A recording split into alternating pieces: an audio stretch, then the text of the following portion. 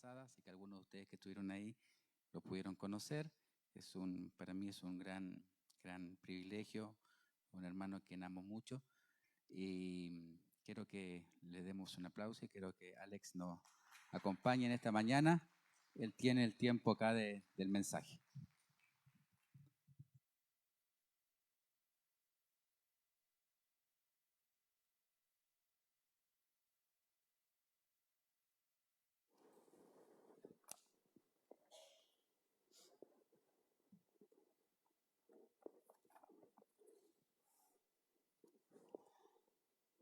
Gracias, Osvaldo.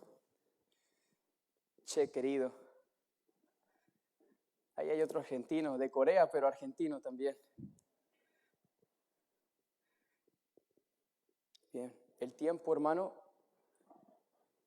2 horas para predicar. Bien, hermanos, como Osvaldo, mi querido amigo, hermano, colaborador en el ministerio, ha comentado, soy originario de Monterrey, Nuevo León, México. Yo saludos a los de Monterrey por allá, vivía en Guadalajara, Jalisco, donde estudié teología por 4 años. Después el Señor en su providencia me dio la gracia para recibir una beca para poder ir al seminario donde estudiamos juntos Osvaldo y yo, su servidor. Empezó en el 2019, en enero, y me gradué, como bien dijo Osvaldo, el año pasado, en noviembre, pero la graduación fue realizada el domingo pasado. Ahora me encuentro como pastor interino en una iglesia bautista en Ontario y otra en Riverside. ¿Cómo así? Bueno, soy miembro de una iglesia donde rindo cuentas con 4 ancianos y pastor interino en otra iglesia donde no tenían pastor, que es donde funjo como pastor a tiempo completo, pero el Señor ha limitado mis tiempos, como dice el apóstol Pablo en Hechos capítulo 17, ha puesto un principio y un fin en el tiempo de ministerio donde nos toca servir. A mí me ha tocado este último año del 2022 a la fecha, y la iglesia que me envía a España va a celebrar el 12 de junio la ordenación y la comisión para salir, si Dios permite, a Málaga, España. Hablaremos un poco más de Málaga y España después, con más detalles. Osvaldo me ha pedido que dé una pequeña presentación sobre eso. Pero ahora, hermanos, me gustaría que abran sus Biblias al Evangelio de Mateo, capítulo 28, el primer evangelio del Nuevo Testamento. El evangelista Mateo, escribiendo desde su cercanía, viviendo experiencias únicas con el Señor Jesucristo, escribe en el capítulo 28, versículo 16 al 20, las palabras que se han registrado históricamente como la Gran Comisión. Mi título el día de hoy se llama La autoridad de Dios en la Gran Comisión. La autoridad de Dios en la Gran Comisión. Vamos a tener 3 puntos y ahorita se los voy a ir dando para que aquellos que tomen apuntes puedan ir siguiendo punto por punto. Vamos a dar lectura desde el versículo 16. Estoy leyendo desde la versión Reina Valera, 1960. Si uno tiene una diferente, solo siga con la mirada. Mateo capítulo 28, versículo 16. Pero los 11 discípulos se fueron a Galilea, al monte donde Jesús les había ordenado. Y cuando le vieron, le adoraron. Pero algunos dudaban. Y Jesús se acercó y les habló diciendo: toda potestad me es dada en el cielo y en la tierra. Por tanto, id y haced discípulos a todas las naciones, bautizándolos en el nombre del Padre, del Hijo y del Espíritu Santo, enseñándoles que guarden todas las cosas que os he mandado. Y he aquí, yo estoy con vosotros todos los días hasta el fin del mundo. Amén. Oremos, hermanos.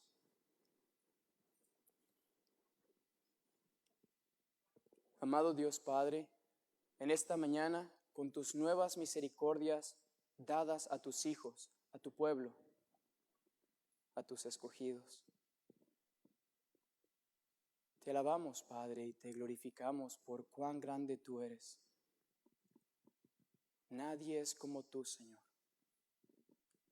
Qué privilegio poder estar en la casa de Dios en la iglesia, que es columna y baluarte de la verdad. Te pido, amado Dios, que por favor tú seas hablando a tu pueblo, salvando a los perdidos, santificando a tus escogidos y ayudándonos a ver más de cerca la gloria de tu Hijo, nuestro Señor Jesucristo. Ayúdanos, Padre, con estos puntos de toda la autoridad que tiene Cristo, el alcance que Él quiere que sea proclamado su evangelio y la certeza de esta gran comisión. Ponemos este tiempo en tus manos en Cristo Jesús. Amén. Bien, hermanos, en nuestro texto vamos a tener 3 puntos para aquellos que toman apuntes. En el versículo 18 veremos nuestro primer punto, que es toda autoridad. Versículo 18, toda autoridad. En el versículo 19 pasaremos a nuestro segundo punto, todas las naciones. Todas las naciones. Versículo 19, todas las naciones. Y en el último punto, el versículo 20, tendremos la conclusión. Todos los días hasta el fin del mundo. Esa palabra repetitiva es intencional en el Evangelio de Mateo. El evangelista está tratando de darnos un orden con la misma palabra. Así que comencemos con el punto número 1, con toda autoridad. ¿Cuál es este contexto? Miren el versículo 16. Pero los 11 discípulos se fueron a Galilea. ¿A quién se está refiriendo nuestro Señor Jesucristo? Él está hablando a aquellos 11 que estuvieron con Él 3 años, siguiéndole paso a paso, siguiendo sus pisadas, las pisadas del Maestro. Estamos viendo a 11 y no a 12. Sabemos bien que uno era el hijo de perdición, según el Evangelio de Juan, capítulo 17. Sabemos que entonces de los 12, uno se ha ido, se ha ahorcado y han quedado los 12 discípulos que le adoraban, pero al mismo tiempo dudaban. Así que cuando nuestro Señor Jesucristo se encuentra, para que nosotros podamos conectar nuestro primer punto, que es toda autoridad que se le ha dado, Él no quiere imponer su autoridad.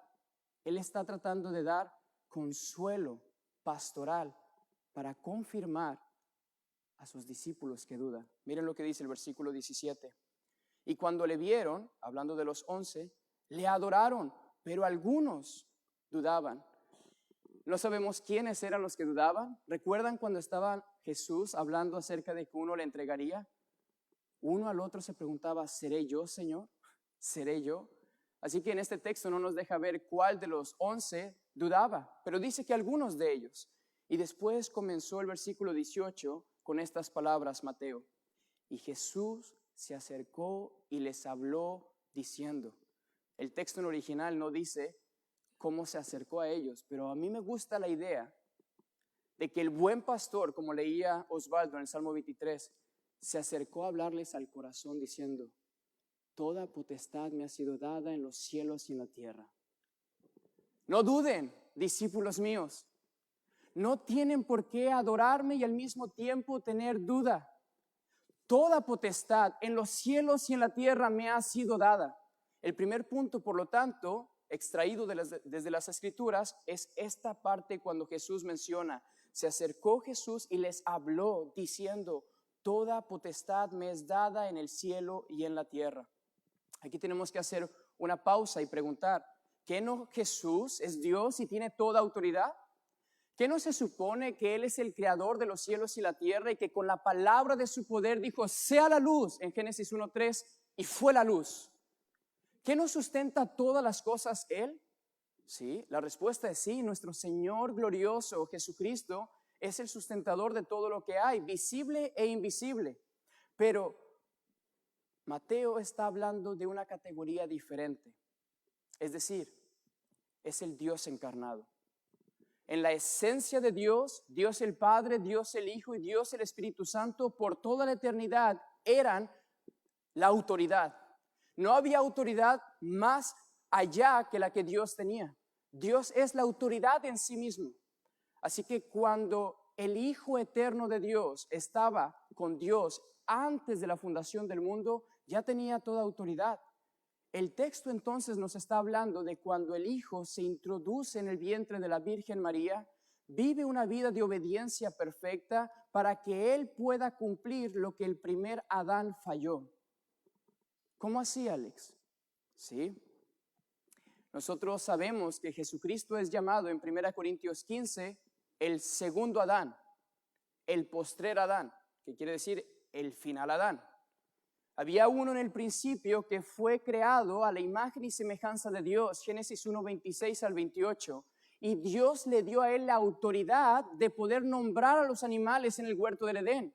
Y de hecho le dijo, fructificaos, multiplicaos, llenar la tierra y sojuzgadla, gobernarla, con la autoridad delegada de Dios al hombre. Pero Génesis capítulo 3 nos habla de la caída y Adán pierde esa autoridad.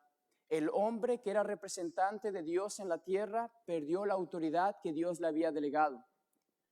Y entonces, en el cumplimiento del tiempo, Dios envió a su Hijo, nacido de mujer, para que se cumplieran las palabras de que vendría uno en lugar de la representación humana, es decir, un nuevo hombre para ser un mejor Adán. Este hombre es llamado Emanuel, que significa, están despiertos hermanos, ¿verdad? El café no tenía tanta cafeína entonces.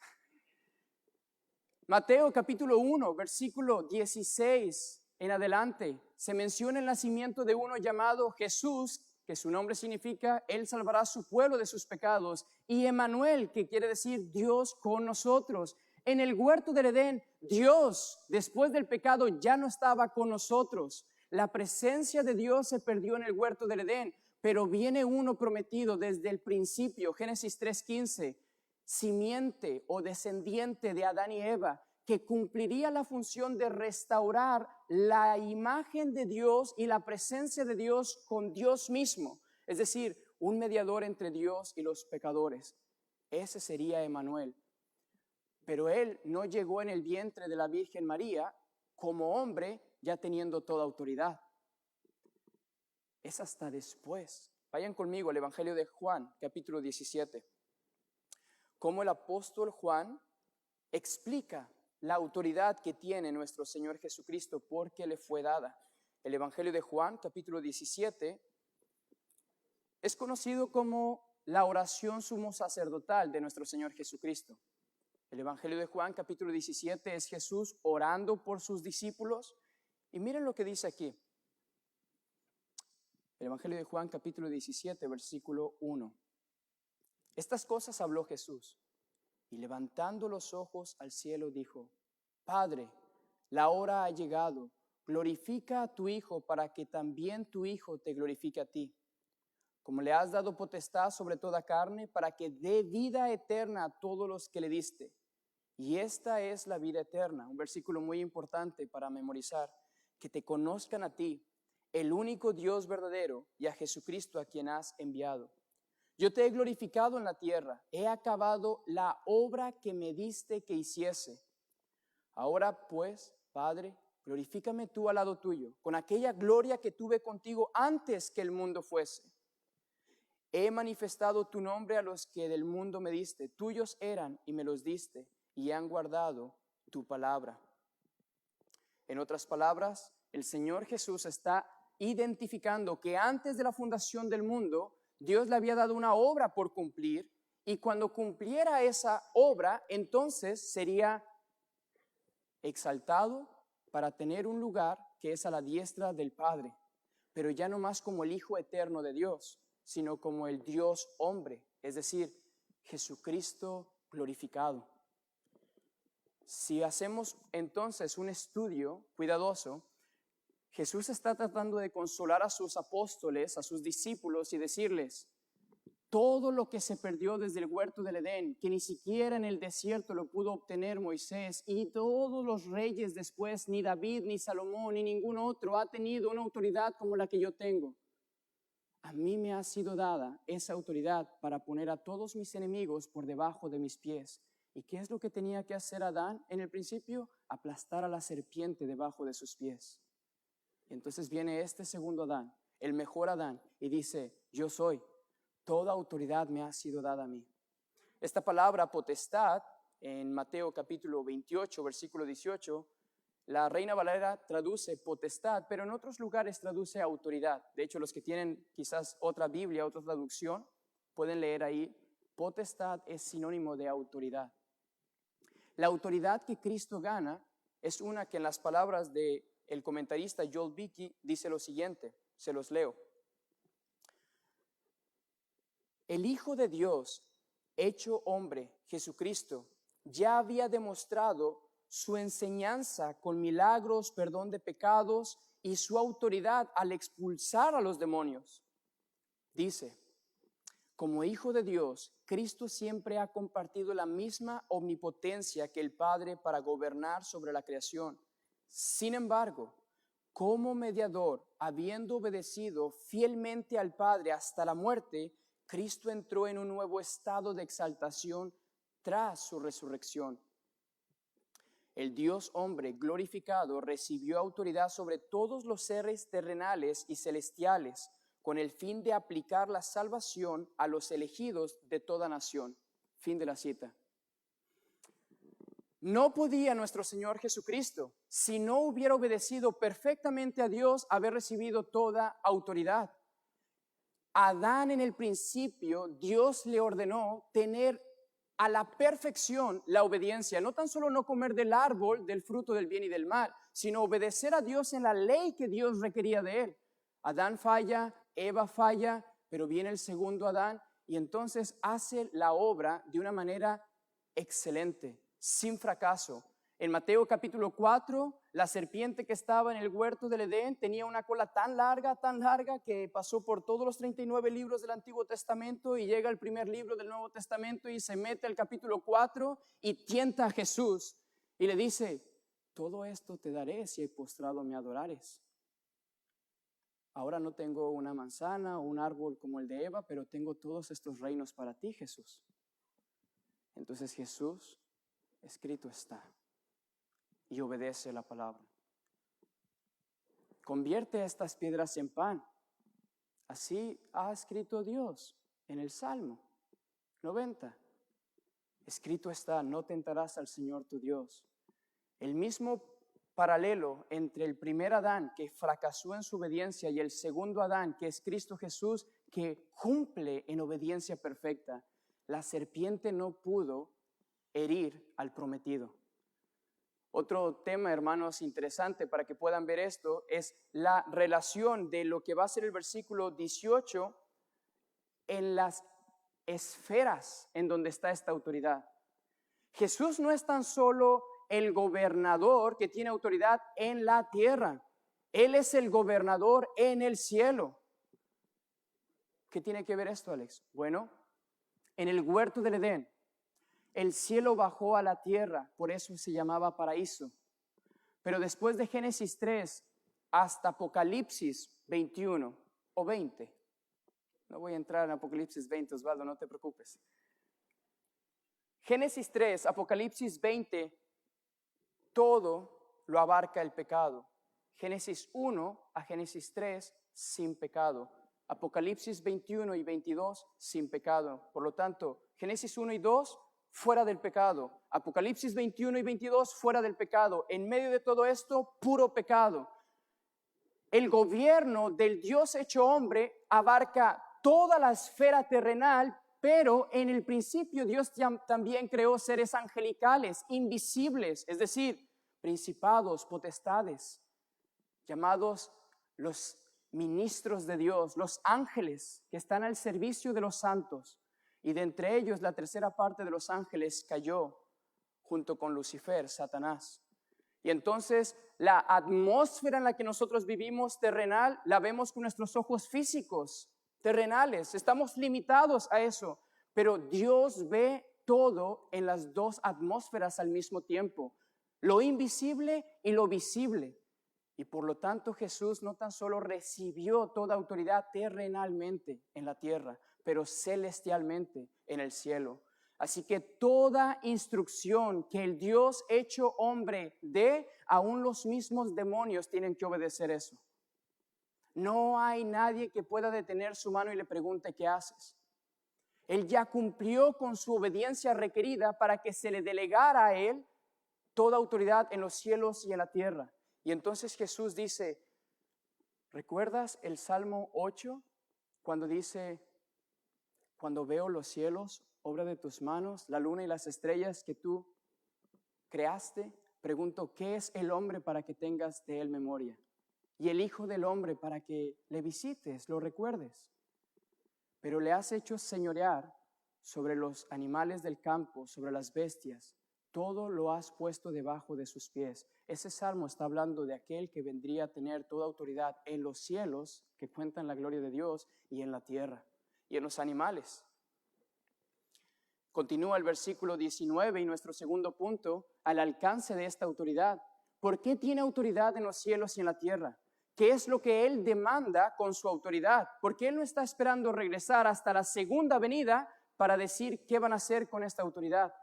Los apóstoles vienen saliendo de ese lugar donde Él estaba sepultado. Se aparece Jesús a dos mujeres, entre ellas María Magdalena. Llega después con sus 11 discípulos y estando ahí les consuela y les dice, no la gran imposición, pero la gran comisión. Y les dice, discípulos, mírenme, toda autoridad, mi Padre me ha glorificado, yo la tengo. No hay ningún ser creado, visible o invisible, que los pueda detener, aunque los maten. Para ustedes vivir es Cristo y morir ganancia. No se preocupen, mis discípulos. Ahora, segundo punto, versículo 19. Por tanto, conclusión, entonces, id y haced discípulos a todas las naciones, bautizándolos en el nombre del Padre, del Hijo y del Espíritu Santo. Jesús no está dando un imperativo, es decir, un mandamiento en la palabra que en la Reina Valera traduce id. Si pueden ver en sus Biblias, por favor, todos los que tengan Biblia a la mano. Versículo 19, por tanto, id. ¿Sí ven esa parte de ahí de sus Biblias? La Reina Valera traduce eso como un imperativo, como un mandamiento. Y muchos enseñan entonces que Jesús ordena que vayamos, pero el mandamiento no se encuentra en la palabra id, se encuentra en la siguiente palabra, que de hecho en la Reina Valera traduce dos palabras, haced discípulos. En el original es una sola palabra, esa sola palabra es haced discípulos, la junta el griego. Lo que Jesús está ordenando es, saliendo de Jerusalén, yendo afuera, hagan discípulos. Jesús asume que van a salir sus discípulos. No cree que se tengan que quedar cómodamente en Jerusalén comiendo pescados y pan fritos, que Jesús cocinaba muy bien. De hecho, cuando resucitó, Él les preparó ahí un cevichito, un panecito, y le gustaba comer a nuestro Señor Jesucristo. Pero Él no quiere que se queden cómodamente ahí. Él quiere que avancemos a nuestro segundo punto, que es toda autoridad. Y después, todas las naciones. Haced discípulos a todas las naciones. El alcance que la autoridad de Jesús tiene no va a ser solo y exclusivamente para judíos, hebreos, étnicos. No.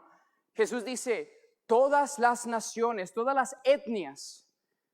Por lo tanto, tenemos que trazar en la Biblia lo mismo que hicimos con el primer punto. En el primer punto vimos cómo el primer Adán falla con la autoridad que Dios le dio para plantar en el huerto del Edén, no tan solo árboles y cultivarlos, pero él tenía que plantar la semilla en Eva para poblar el huerto del Edén de la imagen de Dios. Hijos de Adán y Eva que reflejaran la imagen de Dios. Pero como ellos no cumplieron con el mandato, viene nuestro segundo punto, donde el segundo Adán dice, quiero que vayan a todas las naciones y hagan discípulos. Hermanos, ¿cómo nos llamamos nosotros cuando somos discípulos de Dios, de Jesús? Hijos de Dios. El primer Adán tenía que ser hijos de Adán para que fueran hechos hijos de Dios. Pero la primera mujer pecó. Después viene el segundo Adán con su segunda Eva, la iglesia, para que junto con el Señor Jesucristo hagan hijos para la gloria de Dios. Hermanos, es la iglesia la que se describe en la Biblia como la novia de Cristo. Es la iglesia la que se le entrega la gran comisión. Y es a la iglesia a la que se le dice que vaya a todas las naciones. No le dice a nadie más. En el Antiguo Testamento, en el Antiguo Pacto, Dios le pidió a Israel: a ti vendrán las naciones y en ti conocerán que yo soy Jehová, tu Dios, y tú serás de bendición a las naciones. Pero en Cristo, en el Nuevo Pacto, Dios le dice a la iglesia: tú irás a todas las naciones fuera. En Abraham, Génesis capítulo 12, Dios le dijo: sal de tu tierra y de tu parentela a la tierra que yo te mostraré, y en tu simiente serán benditas todas las naciones. La promesa que Dios le había pedido a Abraham era la continuación de la historia que se perdió en el huerto del Edén con Adán. Y entonces Abraham se multiplica, tiene muchos hijos. Bueno, sobre todo Jacob, que tuvo 12, ¿no? Porque él sí entendió el mandato de Génesis 1, 26 y 28, cuando Dios le dice a Adán y a Eva: fructificaos y multiplicaos. Y Jacob dice: eso está vigente para mí, voy a tener 12 hijos, 12 patriarcas. Y luego la historia continúa como José muere en el libro de Génesis. Después viene Moisés, un bebé que Dios cuida desde el vientre para que no lo maten. Y luego el pueblo de Israel se multiplica y sale del desierto de esclavitud de Egipto. Pero hermanos, lo más glorioso es que esta idea de alcanzar a todas las naciones no es algo de la gran idea de Mateo en la comisión, en la gran comisión. Esto resulta un hilo conductor de principio a fin. Desde el principio Dios tiene el plan A. No ha tenido un plan B, un plan C y un plan D. El plan A, el plan divino, era que Él pudiera desde el huerto del Edén tener de todos los lugares del mundo adoradores que le adoren en espíritu y en verdad, pero se perdió eso. Después Dios usa a Noé, pero en el diluvio se contaminó todo de nuevo. Después Dios usa a Abraham, pero vemos que Abraham mintió, Isaac mintió, Jacob engañó. Después vemos a Moisés, el libertador, pero Moisés pegó a la roca, no 2 veces, ni una, como Dios le dijo: habla a la roca, golpeó a la roca, no tenía que haber hecho eso. Y después Dios habla a David, dice: David, tú eres conforme a mi corazón, en ti, con tu simiente descendiente, yo voy a hacer que naciones sean conquistadas, y tu hijo, David, va a reinar con vara de hierro, con cetro de justicia. Y entonces está la expectativa, aparece Salomón. Y Salomón parece que ha alcanzado su sabiduría a todas las naciones, que hasta la reina de Saba ha llegado para escucharlo. Pero Salomón se emborrachó, Salomón fornicó, Salomón adulteró, Salomón hizo muchos males. De hecho, por eso tenemos Eclesiastés de recuerdo. Y cada uno de ustedes, hermanos, les digo, cada uno de ustedes tiene su Eclesiastés también. En algún momento de tu vida cristiana, tú cometes decisiones que te identificas tanto con Salomón, que si Dios te ha dado tanto conocimiento y sigues haciendo las mismas cosas, no nos sintamos mejores que Salomón. Somos idénticos a todos los pecadores de la Biblia, solo con diferente nombre. Pero vino uno que es hijo de David, hijo de Abraham, hijo de Adán, que no se encontró engaño en su boca. Que él podía, si él quería, llamar a su padre para que mandara 12 legiones de ángeles y matara a todos los que estaban a su alrededor. Pero él no quiso hacer eso. Él le dijo a su primo, Juan el Bautista: es necesario que cumplamos toda justicia.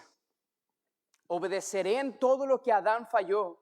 Obedeceré en todo lo que Abraham falló. Obedeceré en todo lo que David falló. Obedeceré hasta el punto que cuando yo obedezca y tenga toda autoridad, yo tenga el derecho de poder decir: vayan a todas las naciones, no importando cuán duro sea el César o Faraón o cualquier presidente de la nación, no importa el alcance, yo lo garantizo. Vayan a toda nación y proclamen el Evangelio. Y cuando proclamen el Evangelio, digan: nuestro Señor nos manda, Él nos ha encomisionado y Él reina sobre todo, con gobierno en el cielo y en la tierra. y es Él al que al mismo tiempo nosotros que llamamos Salvador y Señor, es el juez que juzgará a los vivos y a los muertos, de toda tribu, de toda lengua y de toda nación.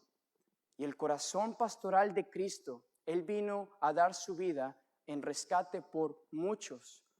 Y esos muchos nosotros no sabemos quiénes son. Yo creo que Osvaldo ya ha enseñado aquí y ustedes han creído que no creemos en una redención universal, que Jesús no salvó a todo el mundo, ni a los demonios. Él salvó a sus escogidos. Él vino exclusivamente por los suyos que el Padre le había dado. Y es por esos que Jesús está preocupado y le dice a los apóstoles, vayan a todas las naciones. Ahora, hermanos, ustedes tienen que hacer la pregunta siguiente. ¿Qué entendieron los apóstoles de ir a ser discípulos a todas las naciones? Acompáñenme, por favor, a Hechos, capítulo 1.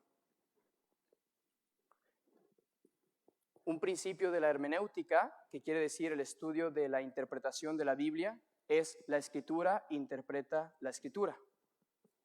Cuando lees un texto, vas a otro texto, no para sacar un pretexto, sino para poder corroborar lo que los autores bíblicos hablan del mismo tema. En Hechos capítulo 1 vemos la continuación de lo que escribe Mateo. Miren conmigo. Versículo 8. Hechos capítulo 1, versículo 8. Pero recibiréis poder cuando haya venido sobre vosotros el Espíritu Santo y me seréis testigos en Jerusalén, en toda Judea, en Samaria y hasta lo último de la tierra. Jesús está pensando, amados, yo recorrí Galilea, Jerusalén, Samaria, yo hice todo lo que era el ejemplo para ustedes, no me quedé en Jerusalén. De hecho, Jesús, cuando algunos le dicen, quédate con nosotros porque acá tienes fama, de hecho, uno de sus hermanos, Jesús dice, yo no vine solo para las ovejas de Israel, he venido por todos aquellos que Dios me ha mandado a salvar, su Padre. Y aquí Jesús está haciendo algo que es un eco de su ministerio. Me seréis testigos, me seréis mártires en Jerusalén, en toda Judea, en Samaria y hasta lo último de la tierra. El libro de los Hechos se estructura en este versículo. Es los primeros capítulos sobre Jerusalén, después se va a pasar a Judea y luego en Samaria y luego hasta el último capítulo de los Hechos, el capítulo 28, donde queda en suspenso hasta dónde llegaron los apóstoles. Bueno, sabemos que Pablo no concluyó el libro de los Hechos con su último viaje misionero. En el libro de Romanos, capítulo 15, el apóstol Pablo dice, quiero ir a España. Ahora no estoy haciendo un comercial porque quieran ir a España ustedes de misioneros, pero si se animan, el apóstol Pablo quería ir a España. Él seguía esperando ir hasta lo último de la tierra. Este texto dice que los apóstoles estaban en Jerusalén, pero cuando viniera el poder de lo alto, es decir, el Espíritu Santo, les daría la capacidad, la habilidad de lo que vemos en Hechos capítulo 2, cuando Pedro, el mismo que negó unos días atrás a Jesucristo, ahora se levanta en el poder del Espíritu Santo y con el Evangelio que es poder de Dios para salvación y predica y dice, varones galileos, hermanos y los que habitáis aquí en Jerusalén, el Dios de nuestros padres resucitó a Cristo de entre los muertos y comienza a hablar de lo que es la vida, la muerte, la sepultura y la resurrección de Cristo. Citando el Salmo 16, versículo 11, Pedro dice, Dios le dijo a David que no vería la muerte, sino que lo levantaría al tercer día. Y no hablaba del cuerpo de David, porque si hablara de él, podemos ir a su tumba, dice Pedro, y ahí lo veríamos. Pero estaba hablando del hijo de David, que Dios lo levantó de entre los muertos. Y después de ese mensaje, que de hecho, hermanos, algo también importante, no se tiene que predicar chistes, historias, ni la vida del pastor para hacer un mensaje feliz a la iglesia. Se tiene que predicar de la única persona que es digna, la única persona que vale todo, la única persona que tiene el poder para decir qué es lo que se predica en su iglesia. Y es por eso que la iglesia primitiva con los apóstoles predicaban a Cristo y a este crucificado. Y es solo esa clase de predicación o tipo de predicación que hace que los pecadores, en el contexto del Pentecostés, 3,000 almas se arrepintieran y dijeran, ¿qué haremos? Y Pedro les dice, bautícese cada uno y crea en el Señor Jesucristo. Arrepiéntanse de sus pecados, en otras palabras.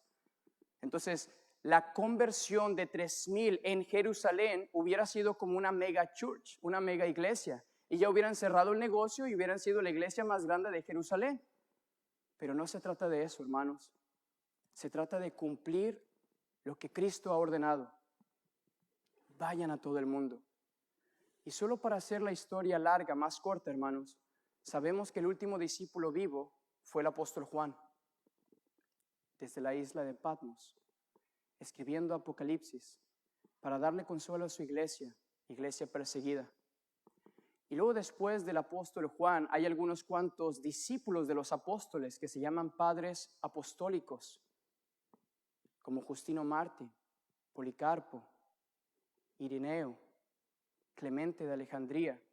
Y ellos traen toda la doctrina de los apóstoles y la empiezan a pasar como sucesión apostólica, no en papas, sino la doctrina de los apóstoles.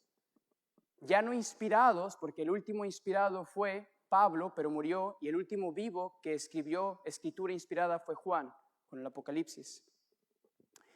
Pero todos los demás sucesores empiezan a distribuir, y lo que comenzó con 11 que adoraban a Jesús pero dudaban, se había extendido aproximadamente más de 40,000 creyentes por toda Roma y por todo el mundo.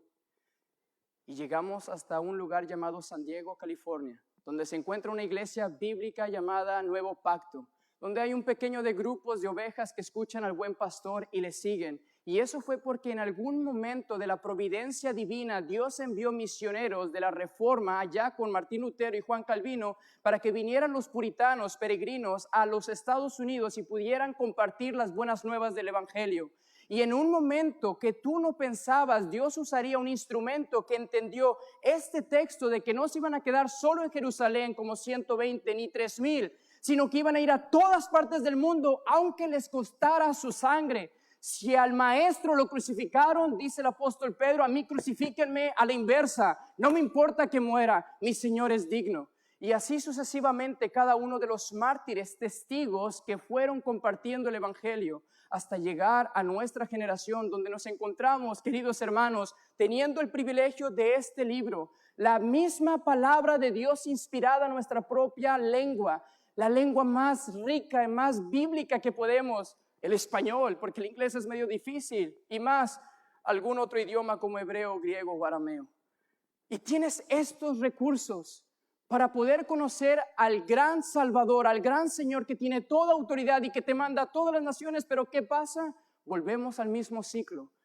Iglesia cíclicamente se conforma en donde está y solo ven su ombligo y una in and out y ya no ven más allá. A los que no les gusta in and out, Chick-fil-A. Y nos quedamos cortos con lo que fue el impacto. No era la gran recomendación de Jesús, era la gran comisión de Jesús. Me pregunto, ¿dónde está la iglesia bíblica Nuevo Pacto? ¿Hay alguna relación entre lo que hizo Jesús con sus discípulos y nosotros aquí? ¿O nos encontramos más bien desconectados, separados del compromiso que Él espera, si es tu Señor y Salvador, de que tú te unas a esta gran comisión? Y no comienza como iglesia, comienza como creyente individualmente, y después como matrimonio, y después como familia. Tu primer campo misionero, si tienes un esposo inconverso, una esposa inconversa, es esa persona. Tu segundo campo misionero, si tienes hijos inconversos, es discipularles a ellos hasta que conozcan la belleza del Salvador Jesucristo. No es meterles a la fuerza la Biblia, no, es mostrarles cuán dulce, cuán bueno es fiar en Cristo. Cuán Salvador tenemos nosotros. Pero si a ti no te ven enamorado de este Señor, de este Salvador, del Maestro, del buen pastor, a nadie le va a interesar tu cristianismo, ni tu doctrina, ni tus reuniones de iglesias. Si no presentamos la belleza que los apóstoles mostraban de Jesucristo, no vamos a hacer un impacto a nadie. ¿Recuerdan en Cantar de los Cantares? Y aquí no es una conferencia de matrimonios, no crean que voy a hacer otra prédica, pero en Cantar de los Cantares hay un momento donde le dicen a la Sulamita, ¿y quién es tu amado más que cualquier otro amado? ¿Oh doncella? Y ella empieza a describir cómo es su amado. Es superior a todos. Es el mejor. Es mi amado, es mío, me ama, me dice amada mía, paloma mía, bella mía. Y yo sé que me voy a casar pronto y por eso estoy tan enamorado, pero espero que ustedes estén igual, hermanos, después de tantos años, amándolas más.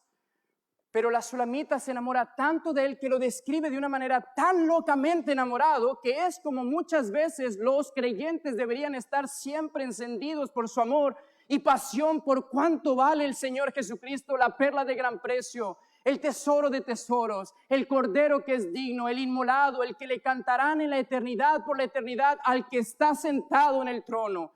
Que ese tipo de visión de Dios tan exaltada en la supremacía de su belleza, puedas tú comunicarlo para con tus familiares no creyentes, para con tus hijos no creyentes y también para los que están en tu trabajo, en la escuela, en la sociedad. Para los apóstoles, id a todas las naciones significaba salir de Jerusalén y lo cumplieron, salieron de ahí. Pero Dios promete no tan solo que creáis en Él, sino que padezcáis por Él. Y les digo algo, hermanos, ¿por qué no es tan fácil cumplir la gran comisión? Porque nos cuesta. Somos tan egoístas que no queremos sufrir. Es mejor cumplir mis planes, mis propósitos y los de mi vida y mi familia que los de los otros. Pero aquí no estamos hablando de los otros, estamos hablando de uno que está como dueño de tu vida. Él es el que te ordena que lo hagas. Y no es opcional. Si bien algunos interpretan Jerusalén, Judea, Samaria hasta el último de la tierra como tu barrio, tu vecindario y después la otra ciudad, etc., no es la interpretación original. La interpretación original fue que realmente ellos estaban en Jerusalén, pero después en Hechos capítulo 6 vino Esteban y Dios mandó una persecución y mataron a Esteban. El evangelismo, el discipulado, las misiones traen aflicción, traen sufrimiento. Si por mucho tiempo tú has estado en el cristianismo y esto no ha pasado, no es un buen síntoma. El cristianismo va a traer algún tipo de clase de aflicción y persecución. Ahora, con esto no estamos diciendo que todos sean misioneros, pero que cuando compartas el evangelio, no te asustes cuando vengan tantos rechazos. Pero eso no es un desaliento, debería de ser una motivación. Si a Jesús nuestro Señor lo crucificaron, ¿qué se espera de nosotros? Volvamos a Mateo capítulo 28. Mateo capítulo 28. Ya hemos visto nuestro primer punto. Jesús se acercó y les habló diciendo, toda autoridad me es dada. Vimos el punto número 1, toda autoridad. Nuestro punto número 2, todas las naciones. ¿Y qué es lo que hacían ellos? El texto continúa diciendo, bautizándolos en el nombre del Padre, del Hijo y del Espíritu Santo. Hermanos, para aquellos que están aquí, el bautismo nos salva. El bautismo es un símbolo de que ya hemos nacido de nuevo, de que ya nos hemos arrepentido y creído por la obra del Espíritu Santo y por testimonio público de nuestra salvación, es que nos bautizamos, como dice Pablo en Romanos 6, para dar una evidencia pública de que hemos sido sepultados con Él y resucitados juntamente con Él para nueva vida. Así que aquí la enseñanza no es ir y bautizar a gente, es la implicación de lo que era el bautismo en el primer siglo, era que si una persona se atrevía a decir, Jesucristo, el Galileo de Nazaret, es mi Señor y me bautizaré en esa autoridad, le estabas diciendo públicamente a los soldados romanos, aunque César sea tu Señor y me mande a matar, no me importa. Yo me bautizo en el nombre del Padre, del Hijo y del Espíritu Santo, porque yo creo en otro que tiene más autoridad que Él. Esa era la relación. Por eso es que era tan importante para la audiencia primitiva entender el bautismo como la vida y la muerte. Ahora, hoy en día, los bautizos son un poco diferentes, ¿no? ¿Cuántos quieren llenar la alberca? Bautícense. La piscina, perdón, acá le llaman piscina. En México, las de Monterrey deben de saber que le decimos alberca. No es para tener más miembros de la iglesia, bautizar a gente. De hecho, muchos cometen el error de decir que el bautismo es para limpiar pecados porque Pedro lo dice, el bautismo que ahora nos salva. Pero después continúa diciendo, no quitando la maldad de nosotros, dice, es un símbolo externo de algo que ya ha pasado internamente. Por lo tanto, ¿cómo podemos entender este texto de Mateo 28, 19? De la siguiente manera. Jesús asume que los discípulos habían entendido que predicarían primero la vida, la muerte, la sepultura y resurrección de Jesús, y que los que creyeran en ese mensaje y solo entonces, después de haber creído, podrían ser bautizados. Eso lo vemos después en paralelo en el Evangelio de Marcos, pero por causas del tiempo no vamos a ir ahí.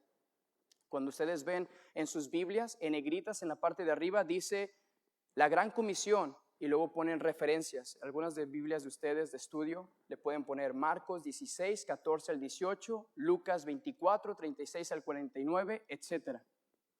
Pero nuestro Señor Jesucristo entonces nos deja ver que la Trinidad, Él sí la entendía.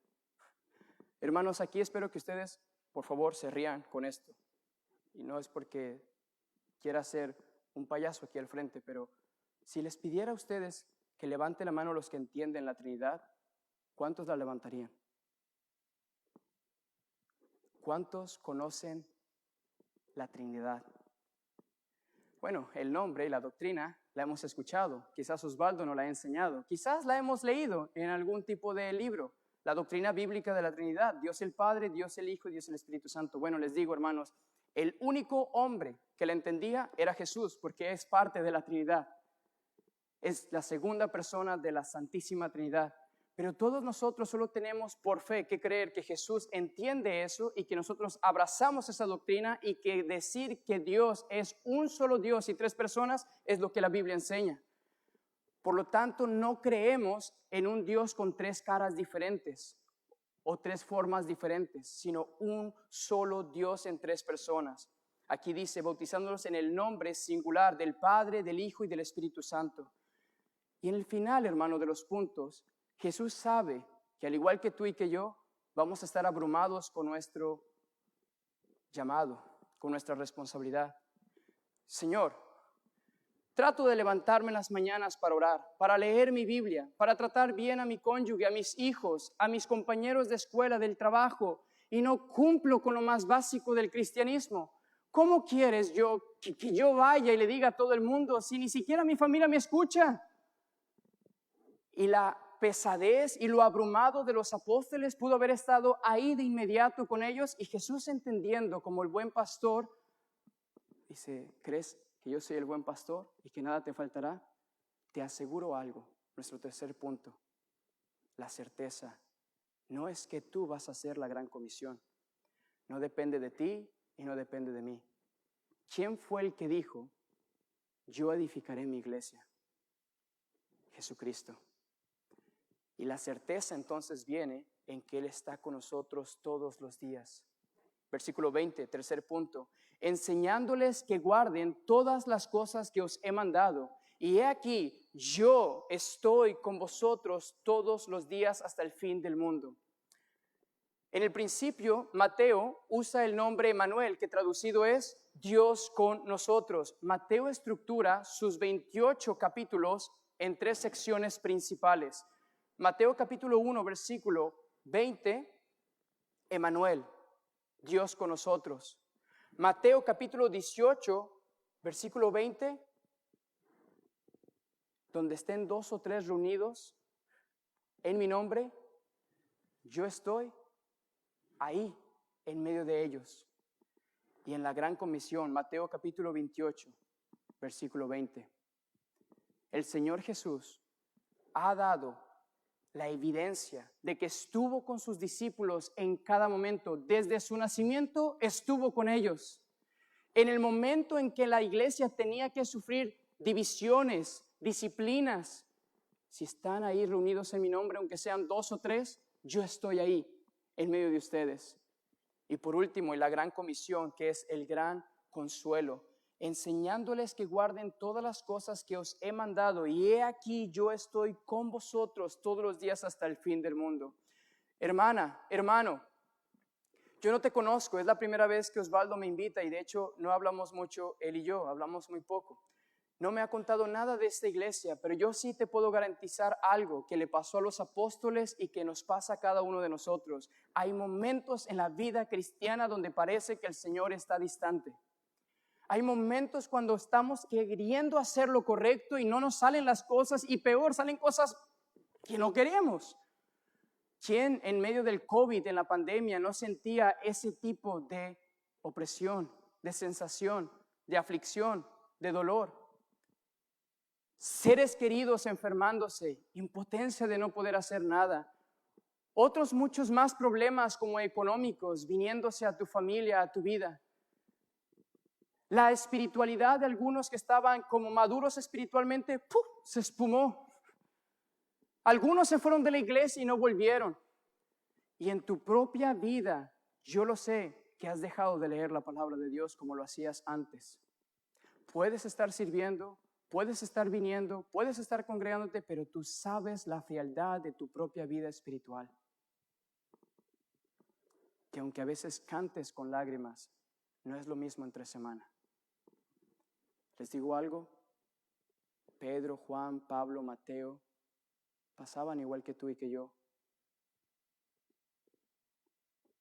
Frialdad espiritual, apatía espiritual, indiferencia. ¿Has escuchado que tiene toda autoridad?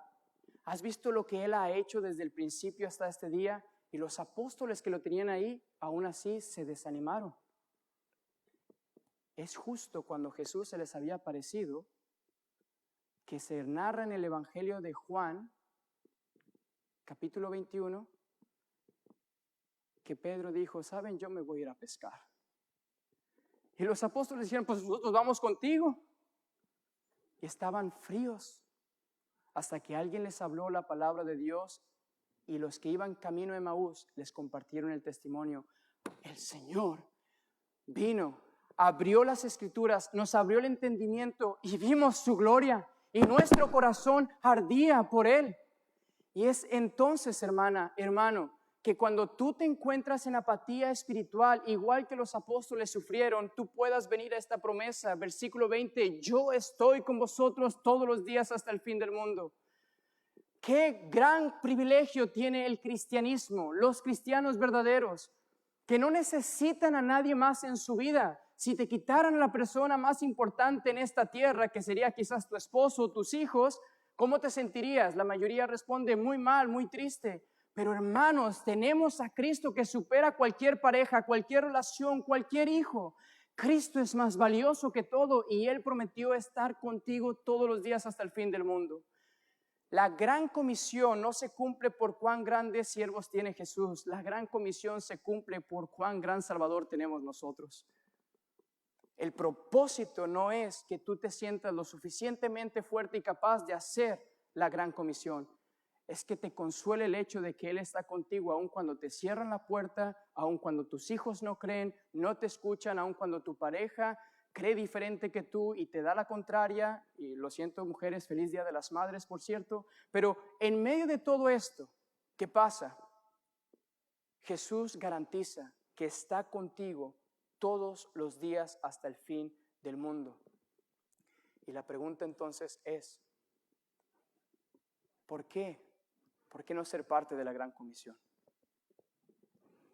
Te han dicho que hay toda autoridad en Él. No hay nadie, ninguna nación que pueda contradecir la autoridad de Cristo. Si Él quiere, va a suceder lo que Él quiera. Él es soberano. No hay ninguna nación fuera del mapa. Él dijo todas las naciones. Y el cumplimiento de esto, hermanos, solo para que tengan la certeza final, se encuentra en Apocalipsis capítulo 5, donde oí a gran voz que de toda tribu, de toda lengua, de toda nación, de todo pueblo, se postraban delante del que fue inmolado. Tú y yo estamos ahí. De hecho, hermanos, cada vez que ustedes se vean entre ustedes y sean de diferentes naciones, piensen en algo. En el cielo ya no va a haber un pasaporte azul. Ya no va a haber discriminación. Ya no va a haber elitismo. Ya no va a haber preferencias. Todos seremos transformados a la imagen del bendito Señor Jesucristo y teniendo su mismo carácter, el fruto del Espíritu en plenitud. Y vamos a poder amarle libremente sin interrupción del pecado. El primer Adán en el principio no cumplió la gran comisión, falló. El segundo Adán en su resurrección garantizó el cumplimiento de la gran comisión. Apocalipsis nos habla de un nuevo cielo y una nueva tierra donde se ha cumplido la gran comisión. Mi pregunta para ti es, ¿y qué estás haciendo tú? ¿Eres parte de esto o solo quieres ser un espectador? Te digo, tenemos el privilegio. No sintamos una carga de decir, ay, otra vez hay que ir a predicar el Evangelio. No, mi pregunta para ti es, ¿cuán hermoso es Cristo para que lo anuncies a otros? Si nadie te ha enseñado la hermosura del Señor Jesucristo, lo entiendo, pero no es culpa de la Biblia ni del Señor, es culpa de tu corazón. Así que te animo y los reto a todos los que estamos aquí, hermanos reunidos, a que miremos a cara descubierta la gloria de Cristo en las Escrituras, en su vida, su muerte, su sepultura, su resurrección y lo que Él ha mandado. Proclamar que en su nombre se conviertan las personas. No lo vamos a hacer a la fuerza, lo vamos a hacer por la pasión que tenemos por Cristo, teniendo misericordia y gracia para con las personas. Por último, hermanos, tengo una cita de Spurgeon. Y con esto voy a concluir. Charles Spurgeon, un bautista, citó lo siguiente: el cielo siempre es el cielo y lleno de bendiciones indecibles, pero hasta el cielo tiene sus días festivos, hasta el éxtasis tiene sus desbordamientos. Sin embargo, en aquel día, la marea viva del océano infinito del gozo que haya llegado, qué desborde inmensurable, qué deleite va a abrumar las almas de todos los espíritus glorificados al darse cuenta de que la consumación del gran diseño del amor ha llegado, la boda del Cordero ha llegado y su esposa se ha alistado. No sabemos todavía, amados, cuánta felicidad somos capaces de recibir. ¡Ay, que pudiera estar allí! Si solo pudiera ver al Rey en su belleza, en lo completo de su gran gozo, cuando Él tome de la mano derecha a aquella por la cual derramó su sangre preciosa y conozca el gozo que fue puesto delante de Él, por el cual sufrió la cruz, despreciando el oprobio. Oh hermanos, ese cuerpo místico, cuando sea glorificado y seamos esa novia juntamente con el novio, el día vendrá, el día de los días, la corona y la gloria del tiempo, cuando los santos vestidos en la justicia de Cristo serán eternamente unidos a Él como una unión viva. De la misma gloria, la gloria del Altísimo. ¿Qué será estar allí? Fin de la cita. Oremos.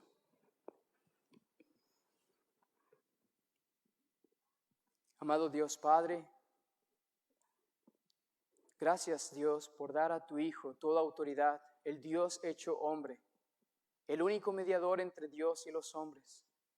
Gracias Padre por traer a nosotros tu palabra y la revelación por tu Espíritu Santo para que con discernimiento podamos conocer más de Cristo en su autoridad, en su amor y su alcance por todas las naciones. Y en el consuelo que tenemos de que Él está con nosotros cada día, aún en los más difíciles. Señor, yo no conozco las debilidades, situaciones de aflicción de mis hermanos, tu pueblo. Sé tú con ellos, Dios. Ayúdales a recordar que hay uno que está todos los días con ellos, aun cuando las cosas no salen bien, aun cuando todo parece contrario. Hay uno que está sentado en el trono Ese es nuestro consuelo. En Cristo Jesús. Amén.